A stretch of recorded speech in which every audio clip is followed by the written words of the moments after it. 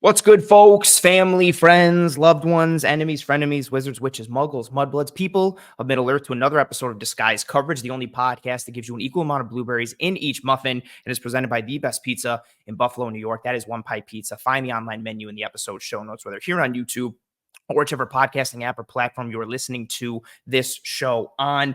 I'm your host, Anthony Prohaska. Find me on Twitter at pro__ant. That's pro2_ANT. In this offline edition of Disguise Coverage, we will be diving into the critical elements, matchups, pieces that will decide Bills versus Seahawks, as we normally do here in the regular season. As I mentioned earlier in the week, when I did that film breakdown of Keon Coleman against the Titans, had a bit of a different schedule this week. No live show on Tuesday night. Did the Keon Coleman breakdown. This episode featuring the matchups and the elements obviously being recorded offline and then being uploaded. And the reason that I did that was to accommodate my guest on the show. And I'm extremely excited to have her back on, making her second appearance on this show. I am thrilled to welcome back the tremendous Mina Kimes. Thank you very much for joining me again. Hey, thank you for having me. How's it going? It's going good. You know, Seahawks coming off of a dub, got a challenging but interesting matchup that we're going to talk about today. This is, I think, one of the better games of the weekend. I'm looking forward to it.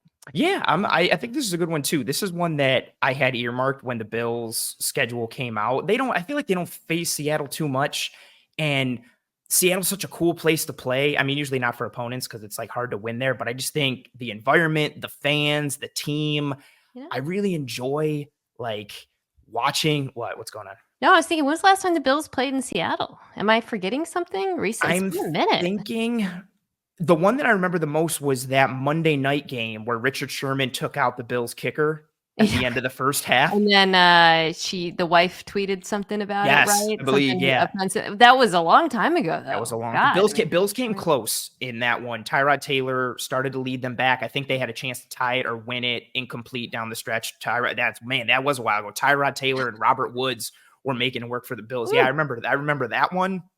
And then the two main games against Seattle. I remember that one, and then the one where Seattle came to Buffalo, but they played up in Toronto. And Seattle just waxed the Bills. And I always remember that one because Richard Sherman talks about Bills wide receiver Stevie Johnson as being like one of the hardest guys he's ever had to cover. And he references that game. And that game is just filled with Stevie like releasing off the line and shaking Sherman. And that was like prime Sherman. Like he was so good, so wild.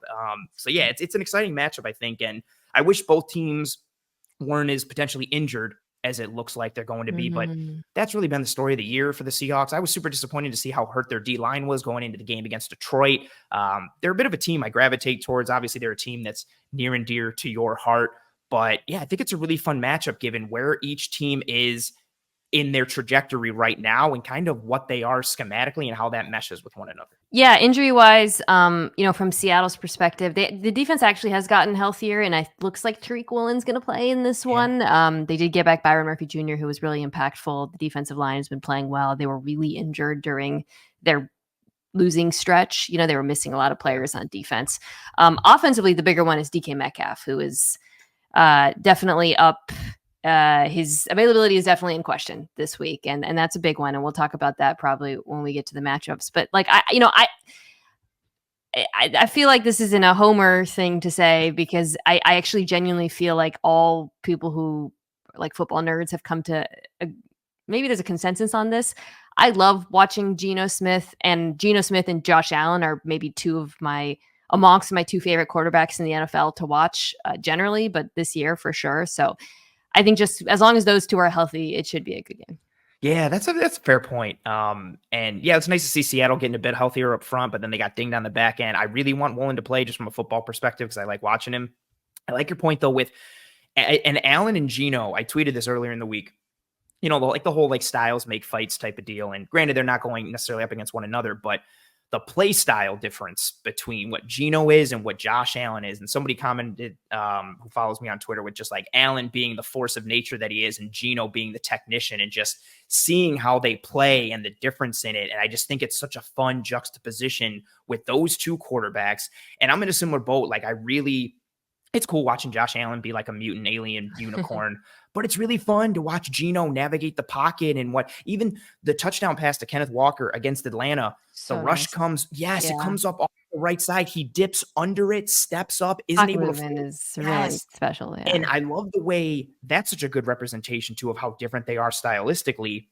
Because Geno in the pocket, he's stepping up, he's stepping back, he's sidestepping, he's got good feet. He looks like a teach tape quarterback.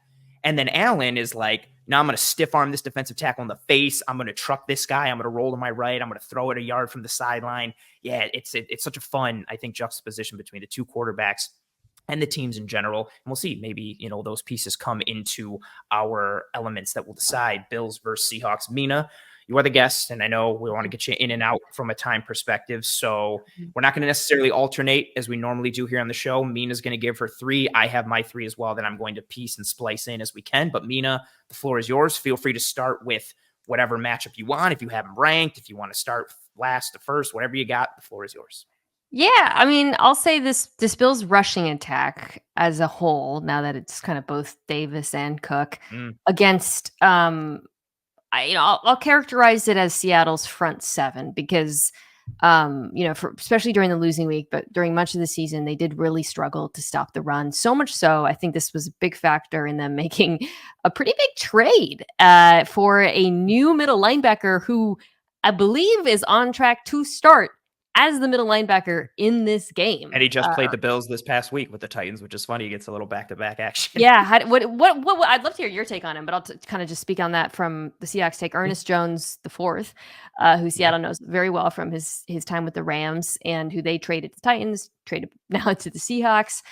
They sent back to, as part of the trade, I think it was a 4th round pick and Jerome Baker. So the linebacker play has been really bad in Seattle this year. And it's so important in Mike Macdonald's scheme. And so much so that, in Baltimore, he made the midseason trade for Roquan Smith. Look, Ernest Jones is not Roquan Smith. However, I do think he is much better against the run than Baker's been, certainly this year. I do think he's also better in coverage, although I wouldn't say he's like one of the better coverage linebackers in the NFL.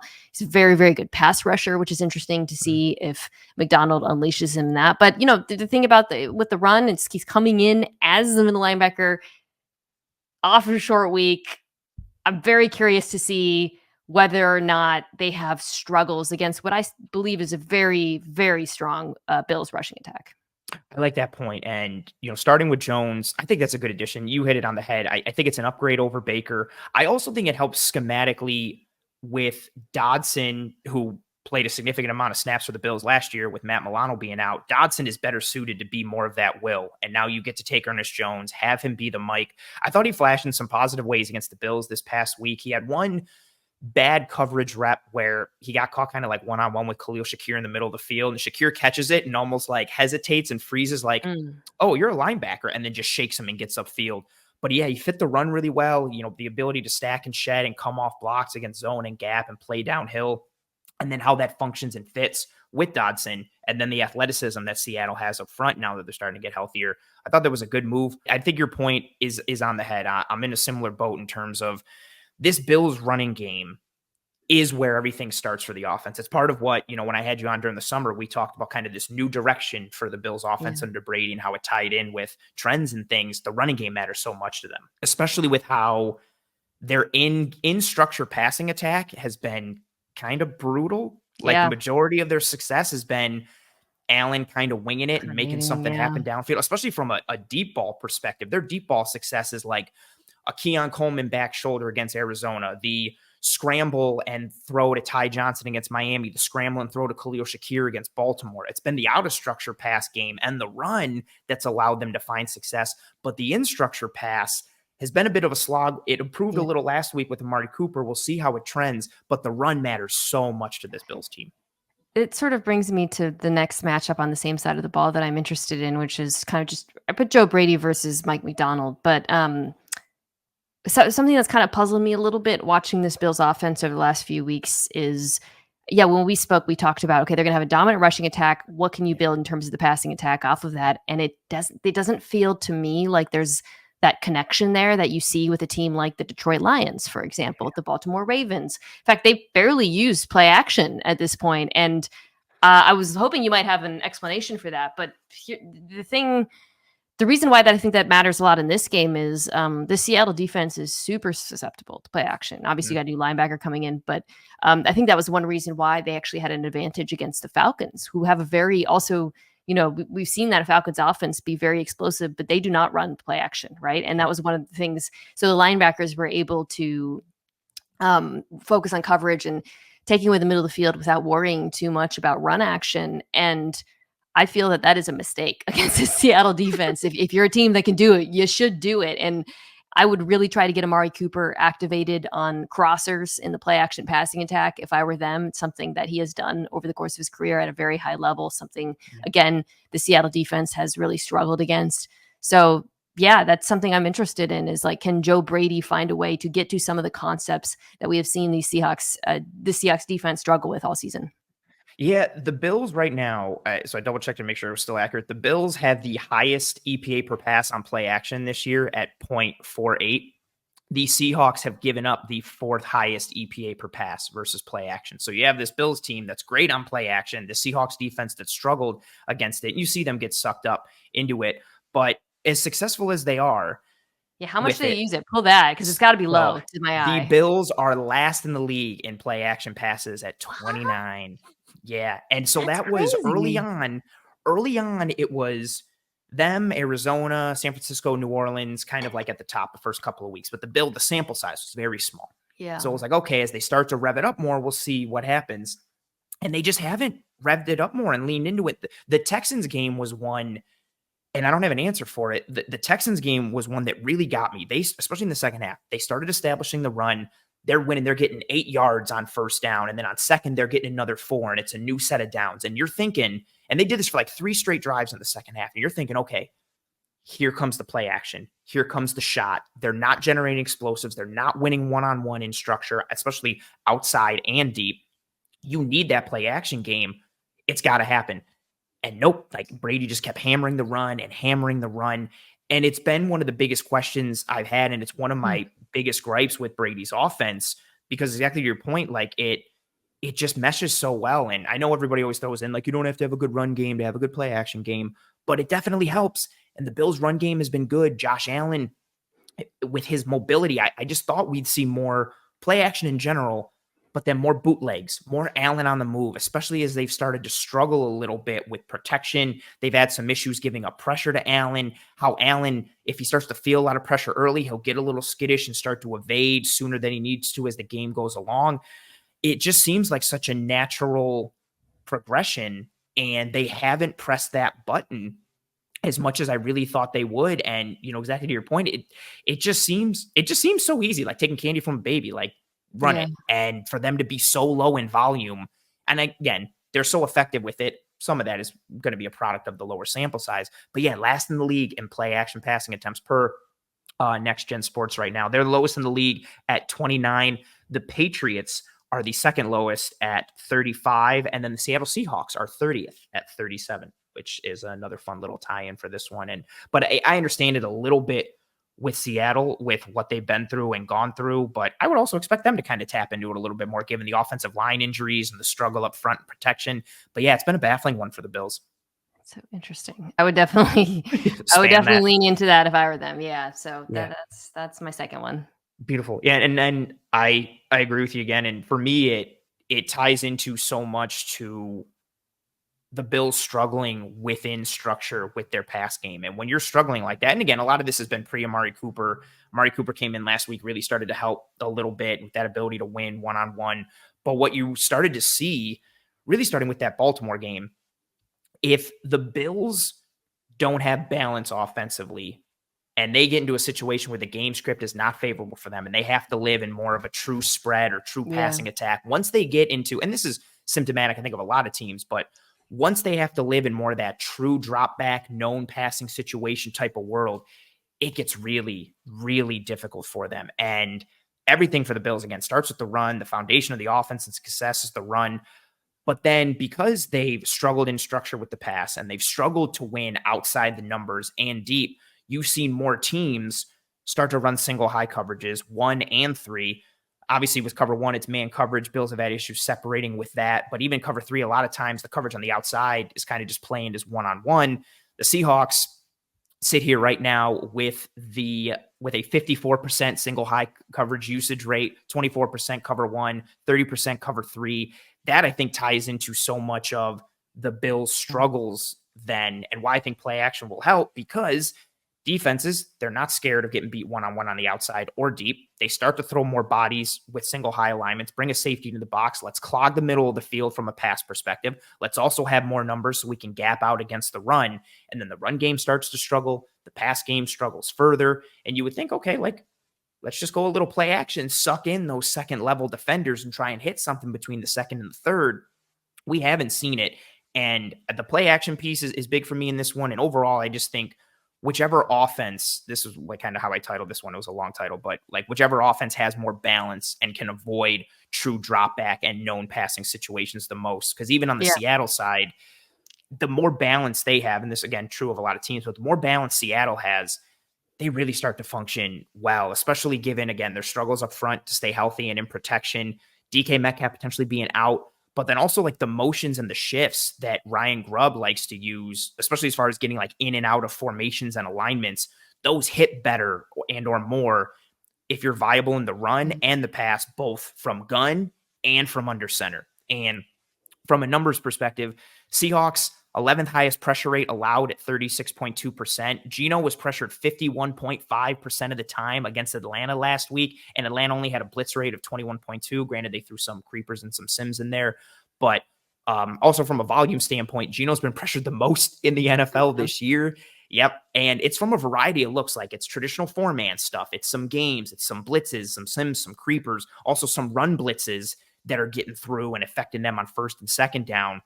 They're 28th in pass pro blocking efficiency for Seattle, and the Bills have shown some weaknesses there again when they get into the known situations being gamed up. And I think whichever team can avoid those situations, especially considering how they haven't deviated enough to kind of supplement that, I think is so important. Yeah, this Seattle offensive line is not good enough to just drop back, 50 times again. We have seen, it's really been noticeable in the second halves of a lot of these games when the run game starts going, to your point, it really opens up a lot of what Ryan Grubb wants to do offensively in the pass game as well. I'm not even talking about play action. I'm just talking about like formationally and you alluded to everything he does with the shifts and the motions too. It's a concern of mine against this team on the interior in particular. This interior of the outside of Connor Williams, their center is pretty good, but the guard position is really weak. So going up against Ed Oliver and company, the Bills 4-man rush is very good as a whole. I think that so is the Seahawks, by the way, now that they're healthy again. I think these are both two pretty good 4-man rushes from teams, neither of whom blitz at a very high rate. So I think that's going to be massive.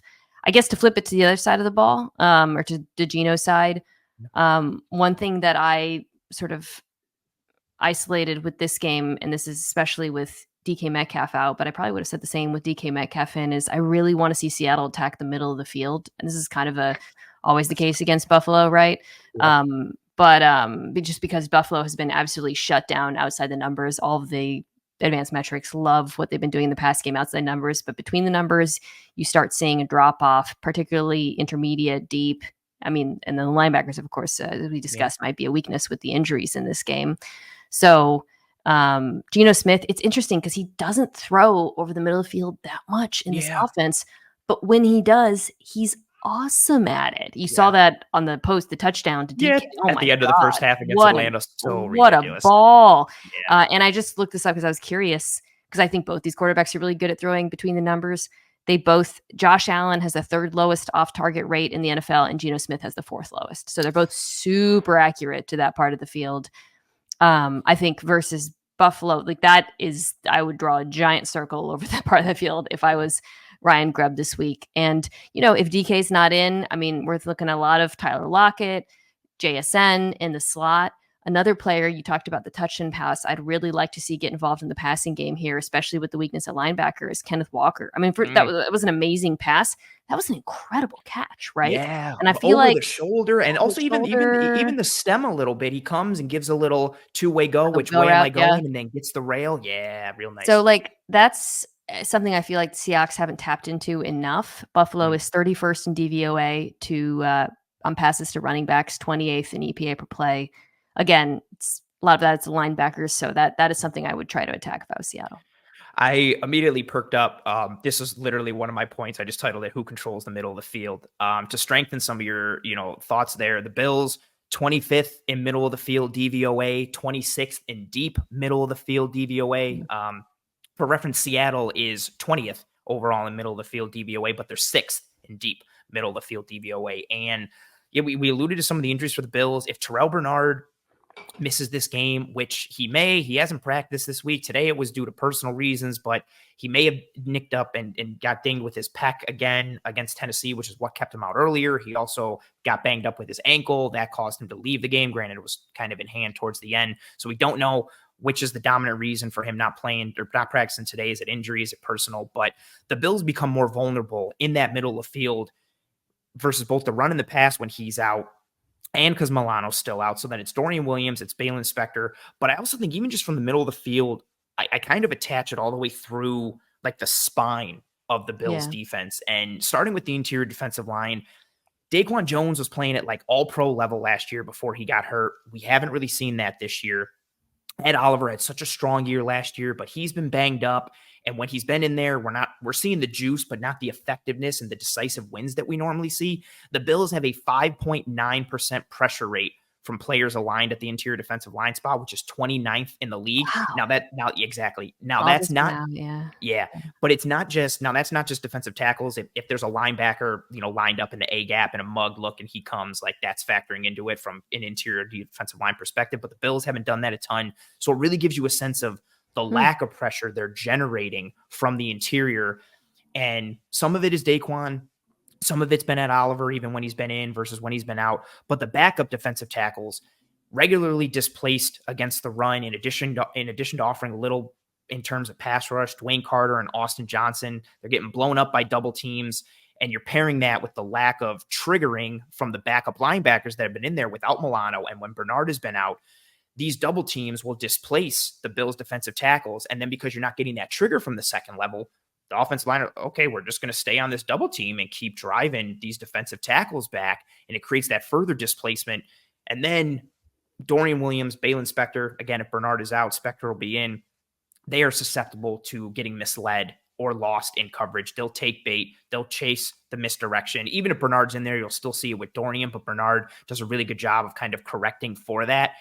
And then the Bills safety grouping, tying in that last piece of the spine, I don't think they're bad. Like the combination of Hamlin and Rapp, I don't think they're a hole or they're a vulnerability, but I don't think either of them necessarily unlock anything. And I think with neither's strength is range or coverage or speed or overall athleticism. And I know DK's out, but if you can find that ability to push that middle of the field, if you can create that separation between that second and third level, and Geno is so good at putting the ball right on the money and where it needs to be past 15 yards, you let them get a catch and run. If one of the Bills' angles are off from a safety perspective, granted they don't do it a lot, it can really kind of get them in trouble. And again, that ties into, on the other side from that Seattle defense, the Bills, it gets harder for them to find success in the middle if teams don't have to respect them being a threat on the outside, which is where the Amari Cooper piece comes in. But yeah, I think that's such a great point. I'm in lockstep with you 100% there. Rousseau against, I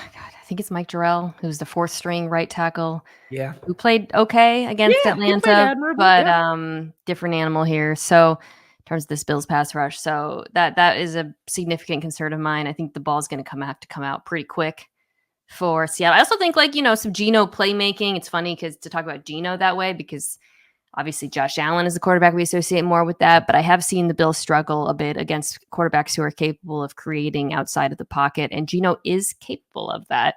Sometimes it looks a little bit more subtle in terms of the pocket movement we were talking about, but you may also remember from that game, there was a play where Geno broke contain and he's rolling to his left and he finds Noah Fant across his body. He has that. It was a little bit Josh Allen, right? He's got that in his bag too. And I think that might be significant in this one. I would say even just how he navigated pressure in that game against Atlanta, again, over a 50% pressure rate, which is crazy high. He navigated it well. He had touchdowns against it. He's scrambling and running for, yards, but he's also scrambling and finding Fant, there was another one too where he scrambles to his right and finds Fant and dinks it right over the middle, and Fant has a catch and run. He also hits another sideline throw rolling to his left. He was really able to kind of, again, from a technical perspective, but he's not unathletic. He's not Josh Allen, but few are. And that's also an interesting piece too, I think, as well, like how each quarterback handles the pressure that comes their way. Seattle's defense, and I think this is the numbers I'm about to read off are super impressive, especially considering how much they've been banged up. They're 4th in pressure rate, 5th in total pressures, 9th in sack rate. They have 5 players with 19 or more pressures: Leonard Williams, Jaron Reed, Draymond Jones, Boye Mafe, and Derek Hall. And then only 24th in blitz rate at 23.6%. I loved Byron Murphy coming out from Texas. He's back. He had a tremendous rep where he blew up a Bijan Robinson run against Atlanta. So he looked like Godzilla kind of tearing through the city. But what I think is interesting too on that side, if Seattle can generate pressure, but also juxtaposing Allen and Geno, when he's navigating the pressure, he's in the pocket, he's stepping up, he's sidestepping, all the technical things like we talked about. Allen is more, let me evade, escape, and make a play.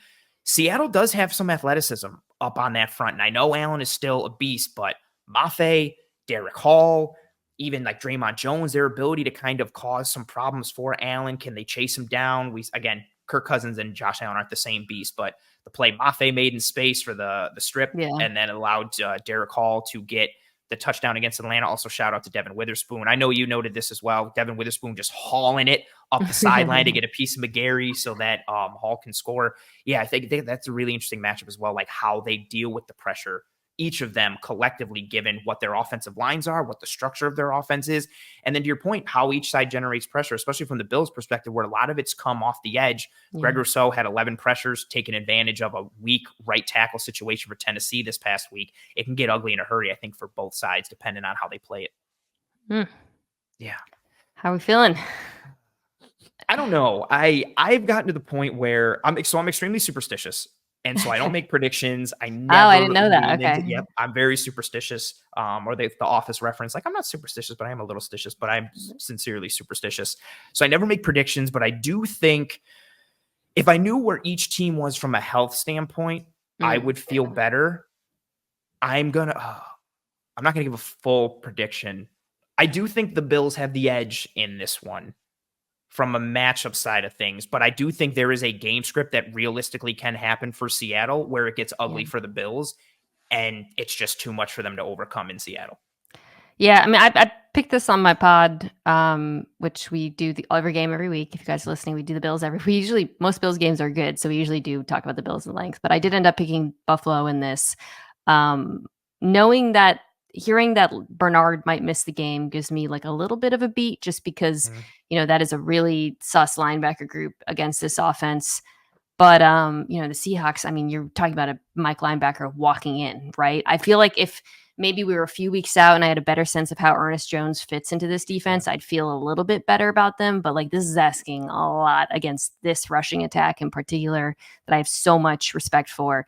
So I'm going Buffalo there. I just think offensively they have an advantage. I think we're going to see more of Amari Cooper this week, maybe in the play action passing attack. I'm a huge fan of him. I really like that trade. And I think Seattle's best chance of this is, I feel like I say this all the time, Seattle is making it a high scoring game. I was literally going to say that, like, if Seattle wins, it's like 31-28 or like 34-31. And yeah, the Ernest Jones piece is real interesting. How much can he pick up? How quickly? I think he was the green dot guy in Los Angeles. So he was. So he's a smart dude, can vocalize, high football IQ. So I wonder, how much he picks up. And I am very excited for this one. And I greatly appreciate you joining me. Just in case people somehow do not know who you are or what you do or all that stuff, the floor is yours. Anything and everything you want to talk about, you got it. Yeah, my show's the Mina Kimes Show featuring Lenny. You can download it wherever you get your pods. It's on youtube.com/@Mina Kimes. Every week we recap Monday Night Football on Tuesday, do winners and woofs from the weekend, and then we do a full slate of previews every week, every game. It's a new thing this season. And there's stuff throughout the week too. This week I interviewed Puka Nacua, who is back. So that'll be interesting. So check it out. youtube.com/@Mina Kimes. Yeah, tremendous show, as I'm sure you know. You had Mike Golick Jr. on. I didn't watch it because I didn't want any spoilers because I knew you guys were going to talk Bills Seahawks and I didn't want to know anything ahead of time. But yeah, must watch, must listen for everyone. And the Puka Nacua episode was tremendous, and the clips you provided. I like the one Nice.